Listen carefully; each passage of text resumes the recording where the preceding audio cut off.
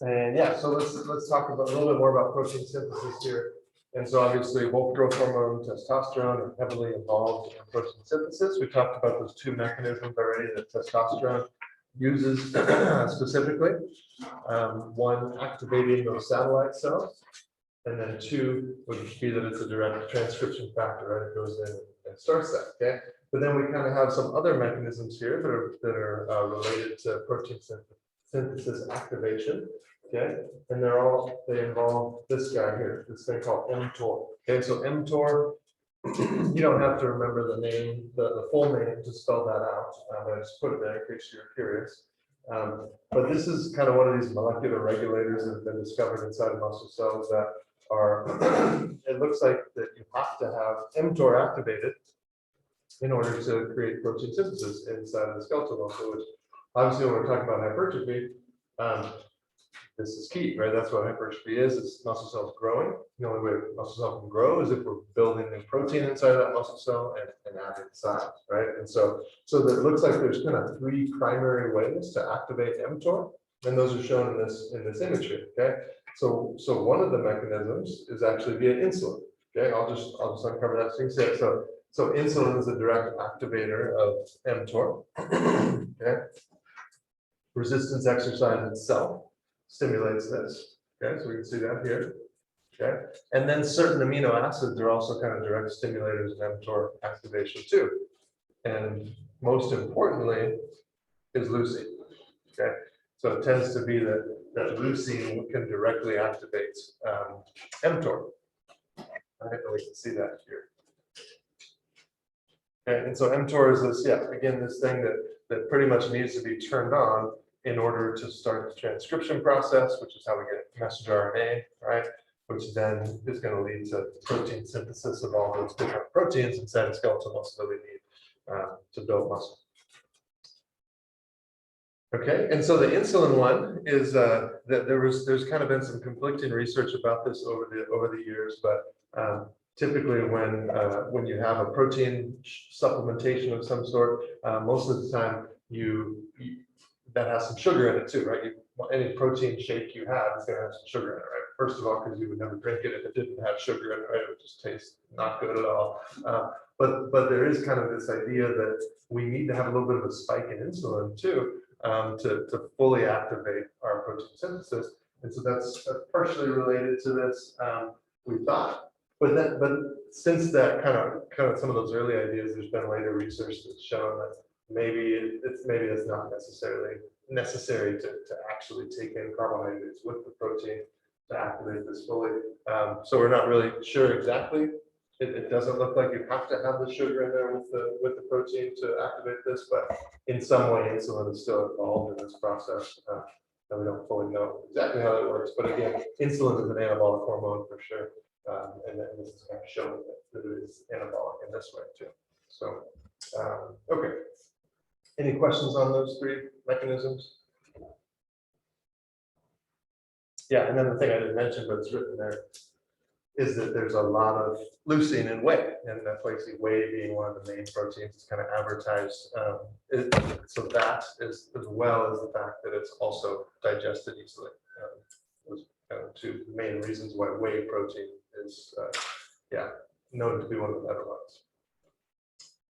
Okay, so that's kind of, now we've looked at the hormonal part, the genetic part, and now let's look at the third part, which is the damage from exercise. Okay, and so so this graph is just kind of showing a couple of things: muscle load versus muscle velocity. And so this is looking at eccentric contractions versus concentric. And pretty much the bottom line here is that we put a lot more load or a lot more strain on muscle when we're doing eccentric contractions versus concentric. And we talked about this before, that with eccentric contractions, we can have about 50% more strain on the muscle than we can with concentric contractions. Okay, and so that just strains it more, right? That stretches it out more. That puts more stress on the muscle, and so then that can lead to some greater adaptations. Right? And so this is what we expect to see after on a microscopic level when we do some exercise, some resistance training, including those eccentric contractions. This is kind of what the muscle would look like before, right? You see those nice straight lines. Those Z lines are kind of the spots between the sarcomeres, right? And then after some intense resistance training, including eccentric activity, then we see what's called Z-line streaming, which is pretty much those anchor points for the sarcomeres just kind of start. Some of them have pulled in either direction due to that high amount of strain, and that's the damage from exercise. So this is not how a muscle strain looks when you actually like tear a muscle. It looks different than this, right? This is different. This is like these are like what we consider like micro tears, right? And so just at the protein level, the muscle is kind of being stretched and torn a little bit, but not at the level of like actually tearing the muscle, like when you actually strain and hurt yourself, right? So it's definitely different than full muscle damage. But this is really what we can see after lots of eccentric contractions. And then there's really two different ways that the body can respond to this. And when it comes to satellite cells, at least there's two different ways that we can see this. So we have these little satellite cells kind of resting around our skeletal muscle, kind of they're just kind of ready to be activated at some point. Okay, and so with muscle injury, this can lead to activating those satellite cells. Like I said before, testosterone itself can lead to activating those satellite cells. And then there's kind of two different things that can happen here. First of all, those satellite cells migrate towards the muscle cell that was damaged, okay? And then secondly, they can do one of two things. The more likely thing is that they just fuse with that damaged muscle cell. Okay, so a new cell just comes in, fuses with it, and then that adds another nucleus to that skeletal muscle cell, right? Skeletal muscle is one of the few cells in the body that are multinucleated, right? They have lots and lots of nuclei, okay? Sometimes hundreds of thousands of nuclei in a single muscle cell. Okay, and so when we just add, when the cell just fuses with it, it adds another nucleus, right? And so then we all of a sudden have just given that cell a lot more ability to make proteins, right? Because that's what the nucleus does. It's gonna be able to make a lot more protein. And so that's really the common thought as far as like what causes the cell to hypertrophy. But then the other idea would be that a bunch of satellite cells come together and align, and then just create a new muscle cell. And then those kind of weave their way into the larger gross muscle, and then you get another muscle cell, and that would be what would cause hyperplasia. Okay, and yeah, and so does damage lead to one or the other or both? We know for sure it leads to hypertrophy. Hyperplasia, there's definitely some evidence of it. We'll talk about it here again at the end a little bit more, but it most likely leads to a little bit of hyperplasia too. But yeah, we'll talk a little bit more about what that looks like. But when it comes to kind of assigning like where does our muscles, what can we attribute our muscle size increase to? Most people would say that it's mostly hypertrophy, but there is definitely some evidence that we might get more cells as well.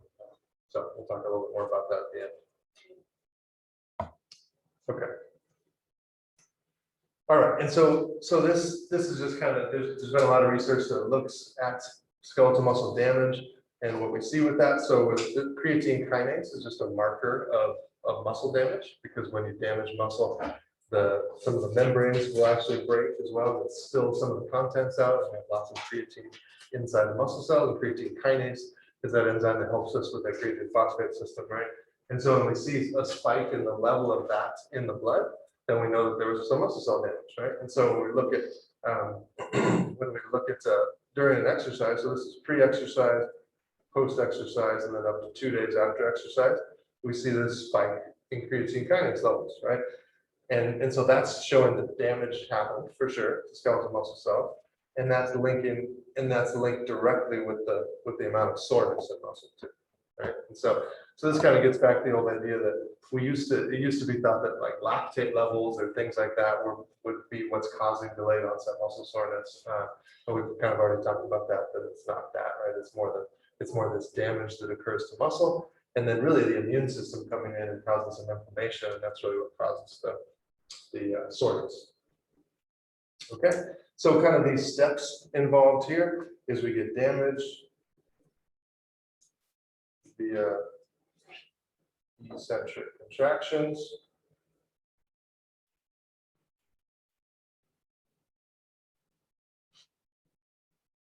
Okay, so then we get, yeah, what's called like cell contents, right? So the stuff inside of cells. Fill it out, right? And then that's going to activate the immune system.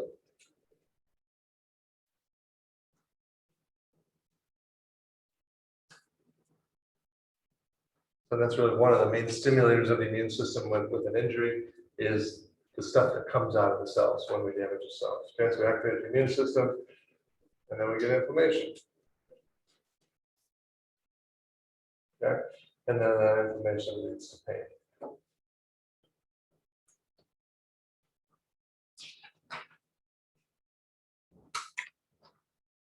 Okay. All right, so any questions about any of that so far? We need those lengthening contractions because they put more strain on the muscle. And that strain is responded to by the immune system. The immune system is going to lead to some pain we get with soreness. Okay. And so let's think about this question here together for a second. Oh, go ahead.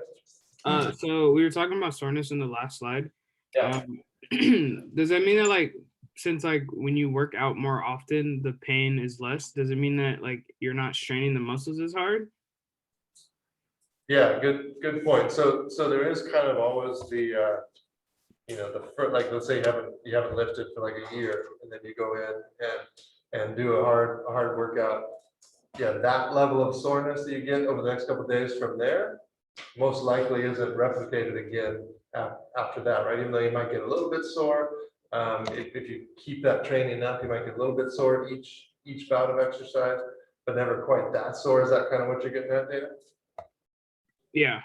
Yeah. And so, I mean, the idea with that would be that number one, yeah, that level of soreness you get, like where you're so stiff you can barely move and stuff. I mean, you might be able to get yourself to that level of soreness again. But yeah, there is just kind of this jump that occurs from going from not doing anything to doing something again. And if you do it somewhat intensely, then you're going to get really sore. But that doesn't mean that you're not putting the appropriate amount of strain on your muscle if you don't get that sore again. But yeah, there's definitely just something about the first couple workouts when you haven't really done anything that you're going to become a lot more sore than you will moving forward. But yeah, that shouldn't be an indicator to you that you haven't done enough, you haven't pushed yourself enough. You definitely will get sore, but and you want to have some soreness because that means that you are adapting. But that you're not looking for that same level of soreness again. Does that answer your question? Yeah, thank you. Okay. Yeah. Any other questions on any of that?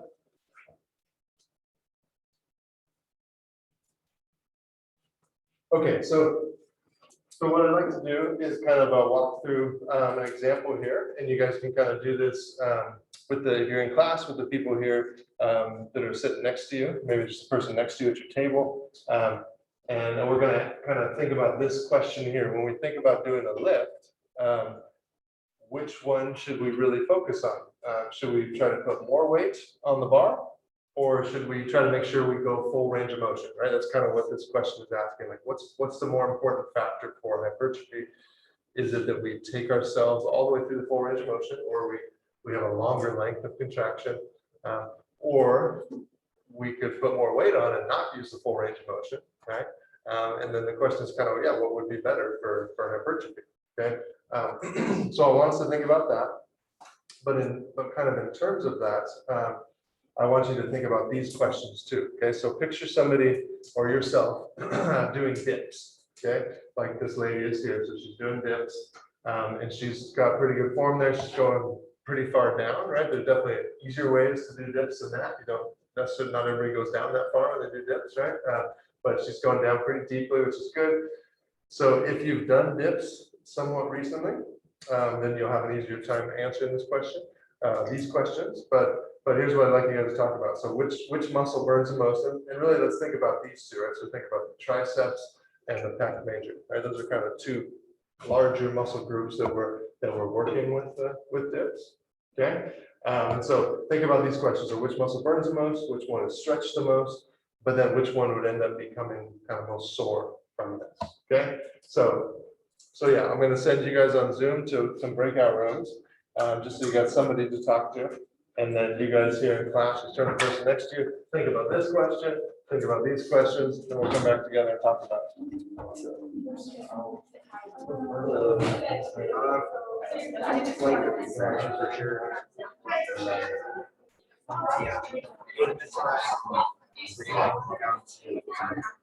Here instead of always here, stretch out and see what happens. Stretch. You know, at the end of the day,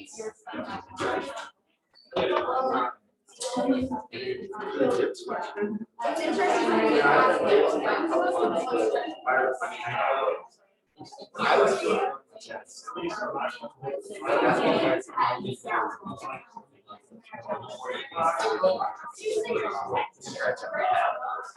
So I think it's a relevant question. If she is moving forward, I think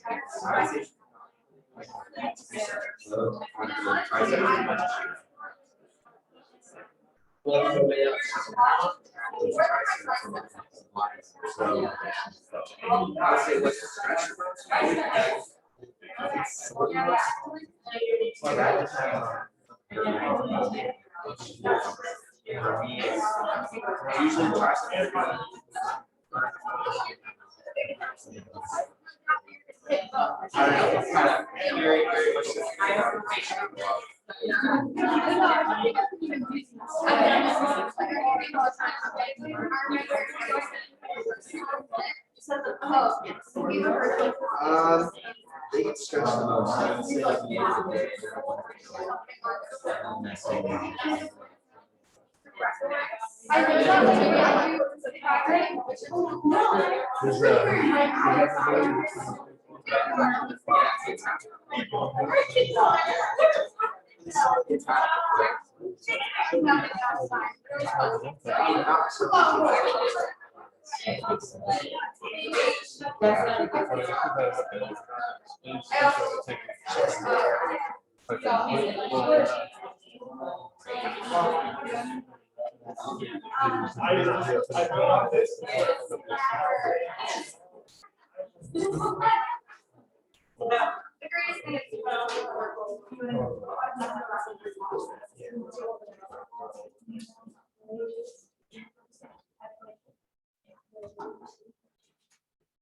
All right, everybody's, they'll come back from the breakout rooms here in 45 seconds, so we're not. We can talk more for 45 seconds if you want.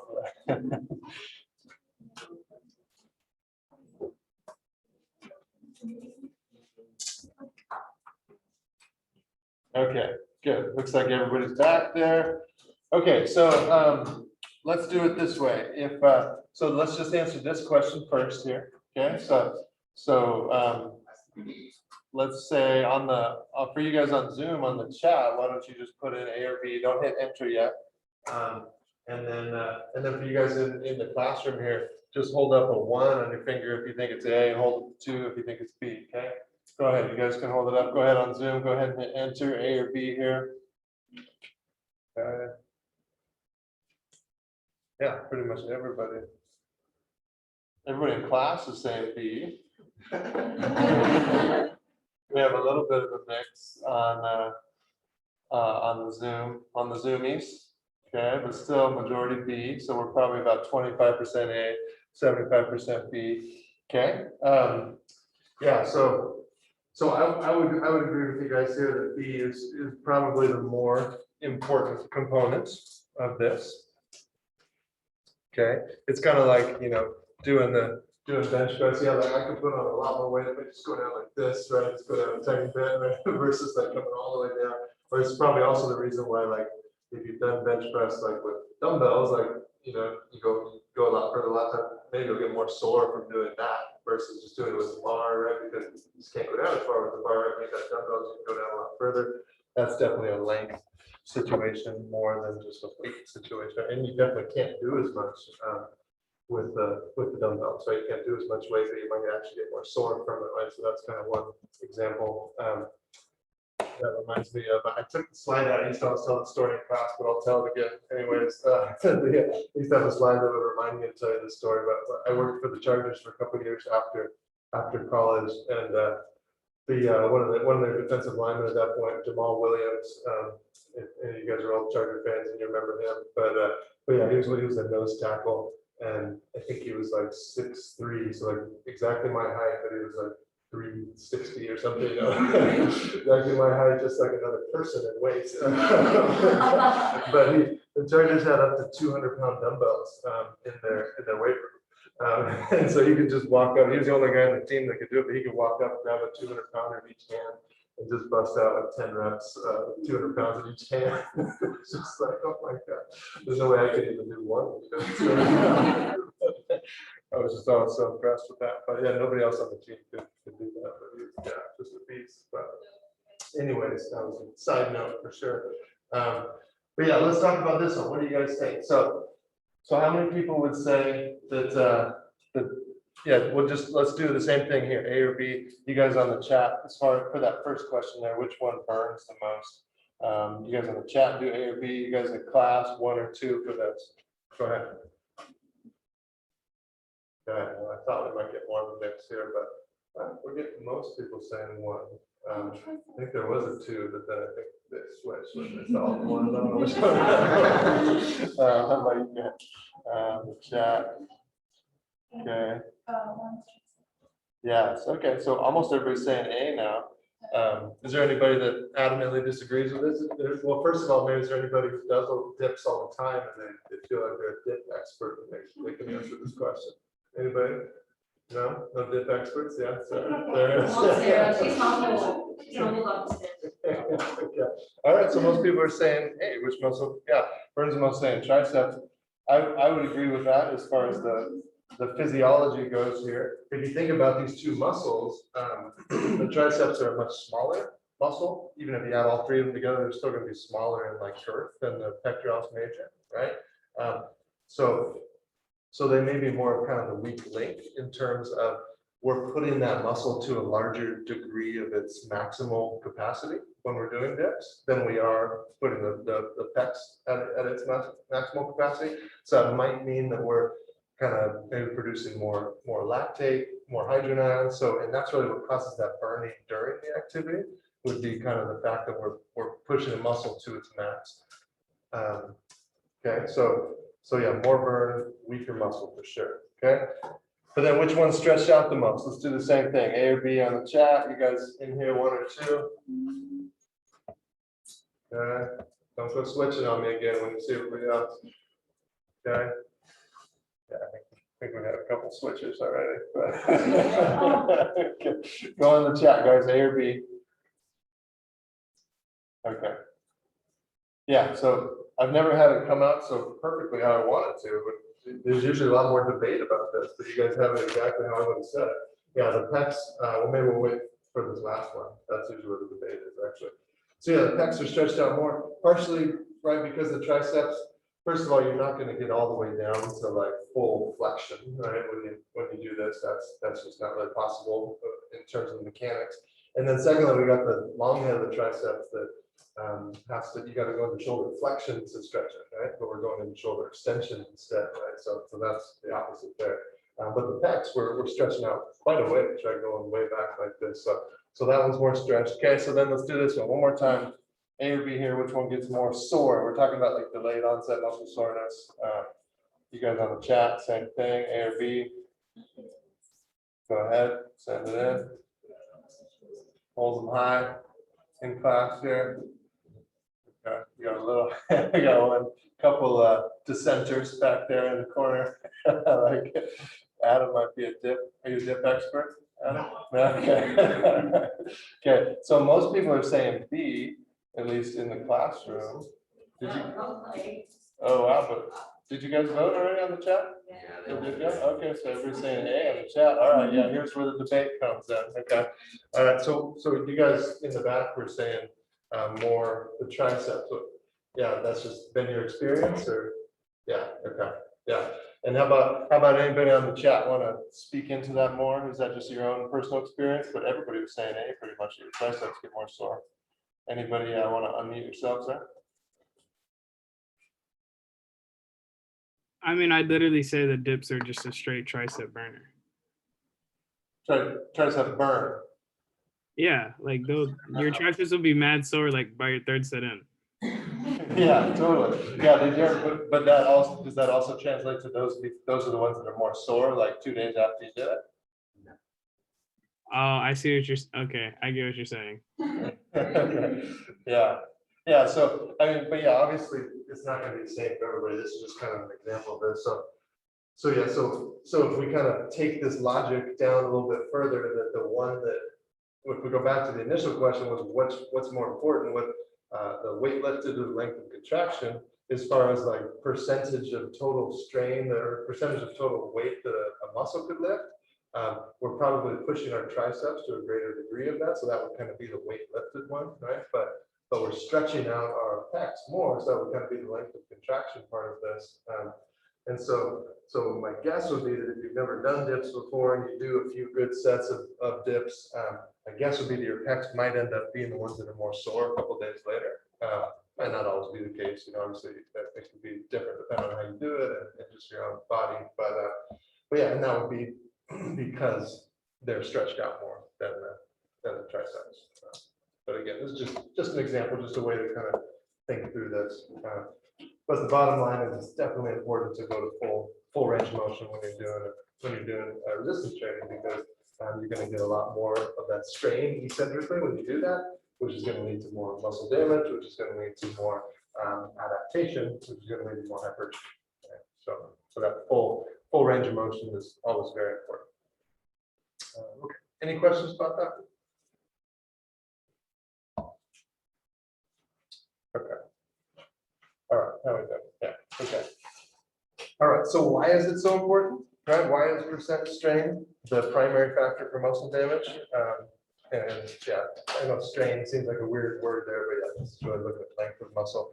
And it has to do with the fact that the more stretched out we get, the less we're able to rely on that actin-myosin binding for our force production. And then the more just kind of stress we're putting on the connective tissue of muscle, right? Remember where the titin is kind of holding the actin and myosin to that Z line, which is kind of these anchoring proteins, right? The less interaction we actually have with actin and myosin, then the more we're just straining the connective tissue part of the muscle or that titin part of the muscle. And then the more likely to get some of that Z line streaming we are, because that's, instead of those myosin heads being there to help us withstand that force, we don't have as many of those interacting, and so we're just putting more strain on the muscle overall and getting more of that micro damage.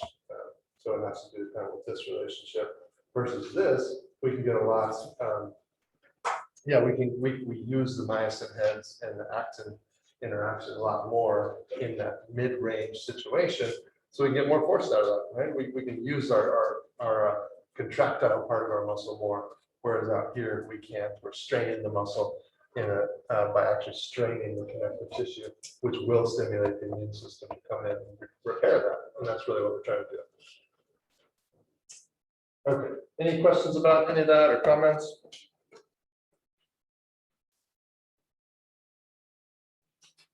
Okay. All right, so yeah, so let's go ahead, and I want you guys to kind of recap this on your own here for just a couple minutes. Okay, so I'm going to send you guys back to your breakout rooms. Let's go about 2 minutes, just kind of recap those 3 big factors that we just talked about. So the genetics, the hormones, which ones are catabolic, which ones are anabolic, and then just kind of walk through with the muscle damage and repair. What you're kind of doing is you're putting together the 3 steps involved in the soreness, along with the steps involved where that slide that showed the satellite cells and how those are activated. So you're kind of putting those 2 things together. Okay, so talk with the person next to you. Just kind of recap what we had just talked about there.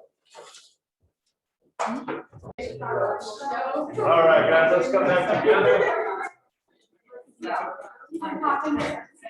Okay,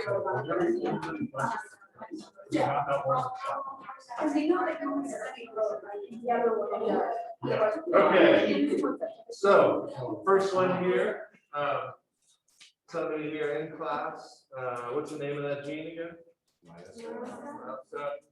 Okay, and how does it work? More of it means what?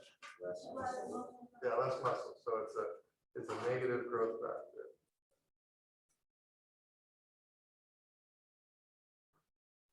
Okay, somebody on Zoom there, unmute yourselves with what's the name of the one catabolic hormone that we talked about?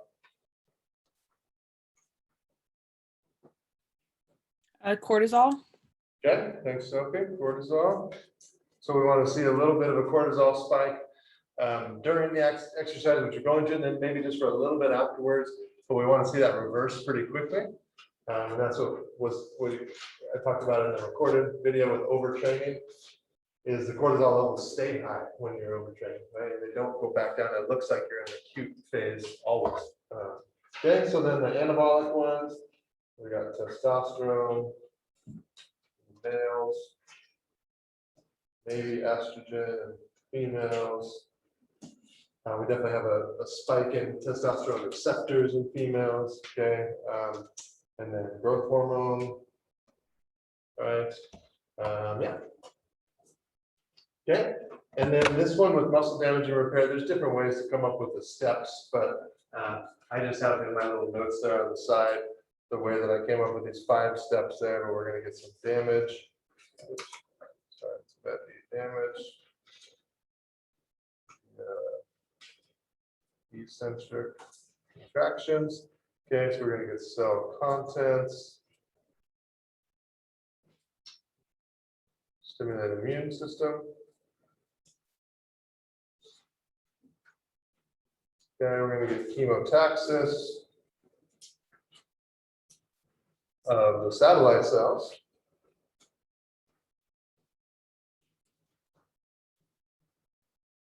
Okay, and then those those new cells will either merge with damaged cells, or come together to create a new cell, right? And that would be the hyperplasia one. We're really talking about hypertrophy, so we'll just stick with mostly with the hypertrophy one. So then the end result is obviously just a larger cell.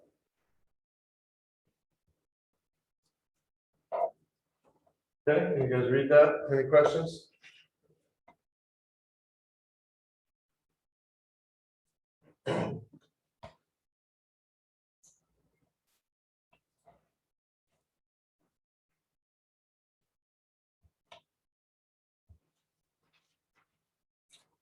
All right.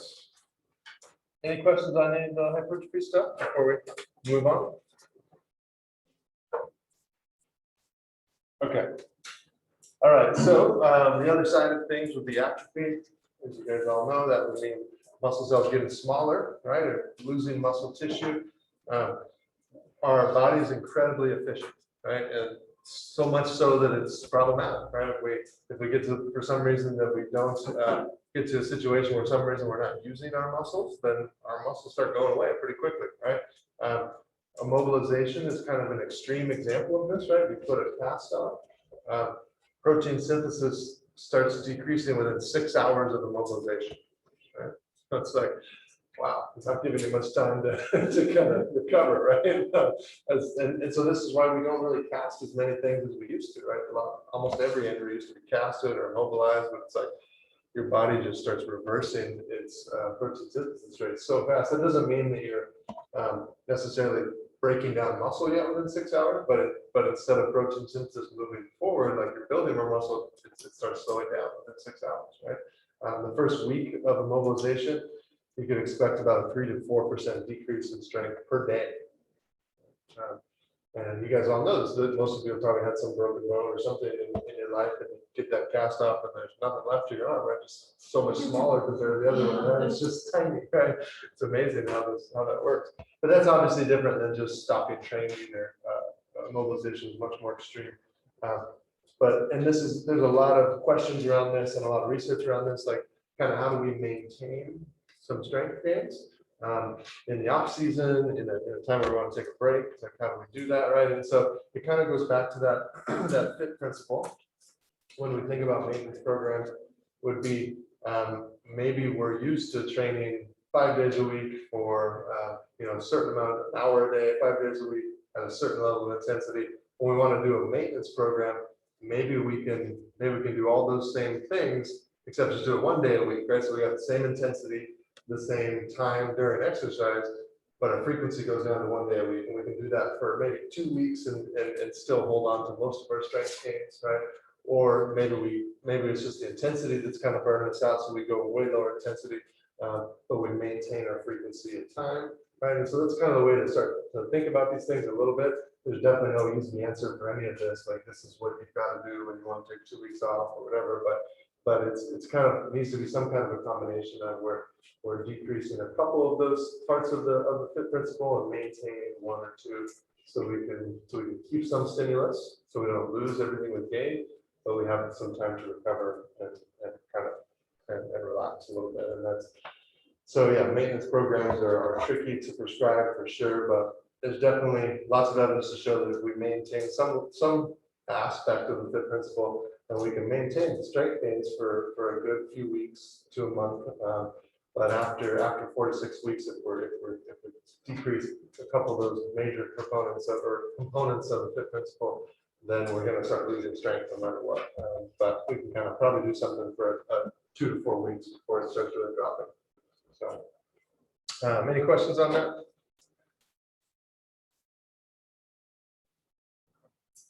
All right, so let's talk a little bit about hyperplasia to finish this off here. So hyperplasia would be an increase in cell number, right, instead of increase in cell size. Okay, we talked about how satellite cells have kind of already been involved in this. It's been very clearly shown in animal models of research. Okay, but then there's definitely some human models that have suggested this too.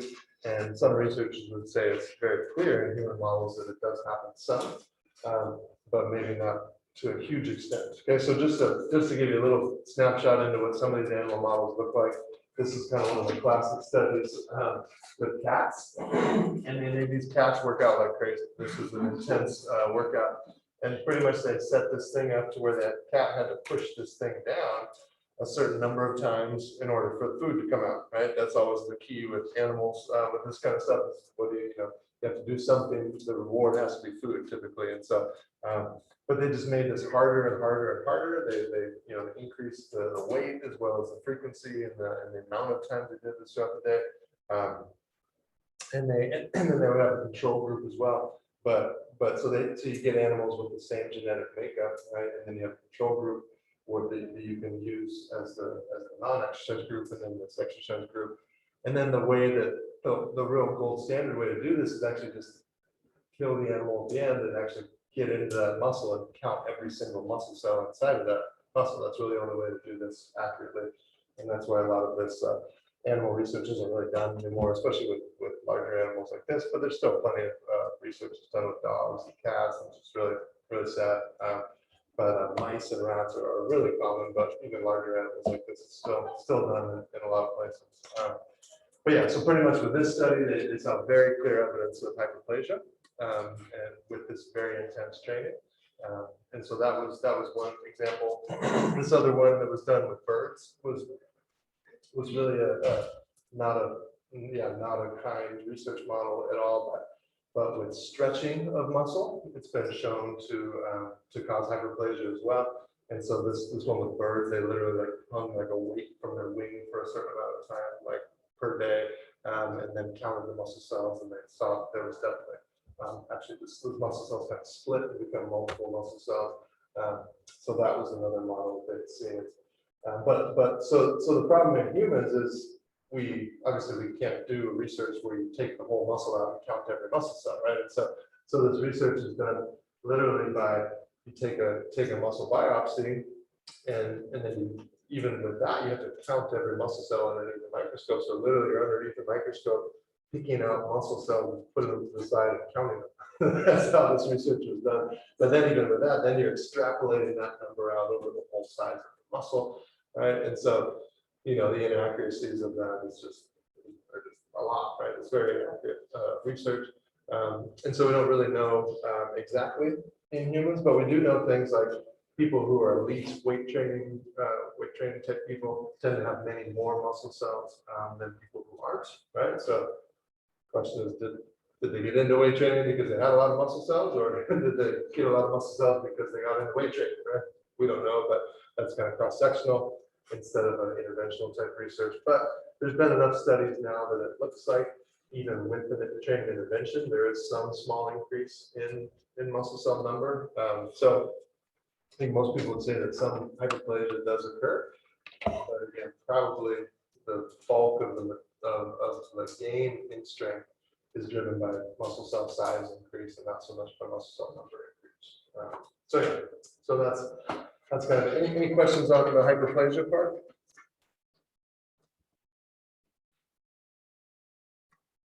Those of you that have had strength and conditioning with Dr. Gooden, do you guys talk about this a little bit, kind of hyperplasia versus hypertrophy thing? Yeah. Okay. Yeah. That's not the first time I've talked about it. One of the things that we do see though with training is some fiber type changes. Okay, so with a kind of a combo of doing high intensity type aerobic interval training along with resistance training, we can pretty clearly see some type 1 fibers actually switching all the way over to type 2, but becoming type 2A fibers. And so again, that actually means we're changing the myosin ATPase type, right? So yeah, that's a major shift in the muscle to do that. And that means we're expressing a different type of protein in that muscle, but we can definitely see some of that happening with training. Okay, yeah. How long would that take for, if someone started resistance training, for example? Yeah, that's a good question. I don't really have a good answer for you on that. I would have to go back to some of the studies that looked at this, but yeah, most of the resistance training studies are usually like somewhere between 4 to 6 months that look at this stuff. Yeah, that would be a safe bet to say within 6 months, but I don't know if some of these changes could happen earlier than that. Yeah, and then just pure resistance training alone without the aerobic component, we can see some changes from type 2X over to type 2A, which really just means we're adding more mitochondria to those muscle fibers, right? And that makes sense. If you're using muscle cells a lot more, then they're going to try to become more aerobic, and that's really what's happening. This doesn't mean we're switching from fast to slow, right? We're just making those type 2 fibers more oxidative. That's really what definitely can see those changes. All right, guys, that's pretty much it for that. On Wednesday, we'll move on to the aerobic adaptations, and we'll keep going. Have a great rest of your day. See you guys later. Thank you.